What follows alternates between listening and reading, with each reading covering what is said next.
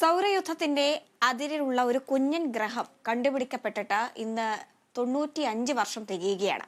ഏറെ വിവാദങ്ങൾക്കും തർക്കങ്ങൾക്കും ശേഷം 2 തവണ ഗ്രഹപദവിയിൽ നിന്ന് പുറത്താക്കപ്പെട്ട പ്ലൂട്ടോ 1930 ഫെബ്രുവരി 18-നാണ് കണ്ടുപിടിക്കപ്പെടുന്നത്.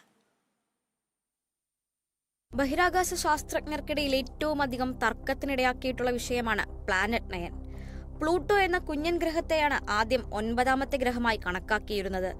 1900-ന്റെ തുടക്കത്തിൽ തന്നെ നെപ്റ്റ്യൂണിനും അപ്പുറത്ത് മറ്റൊരു ഗ്രഹം ഉണ്ടാകാനുള്ള സാധ്യതകളെക്കുറിച്ച് പഠനങ്ങൾ നടന്നിരുന്നു.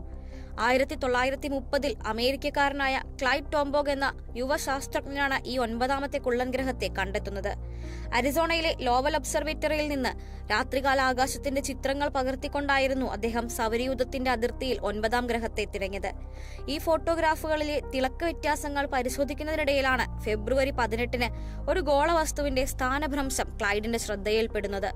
സൗരയൂഥത്തിനും അപ്പുറത്ത് വിദൂരതയിൽ മറഞ്ഞിരുന്ന പ്ലൂട്ടോയുടെ ആദ്യത്തെ വെളിപ്പെടലായിരുന്നു അത്. ഗ്രീക്ക് പുരാണങ്ങളിലെ പാതാള ലോകത്തിന്റെ അധിപന്റെ പേരാണ് പ്ലൂട്ടോയ്ക്ക് നൽകിയത്. എന്നാൽ ഗ്രഹചലന നിയമങ്ങൾ പാലിക്കുന്നില്ല എന്നതിനാൽ പ്ലൂട്ടോയുടെ ഗ്രഹപദവി തുലാസിലായി.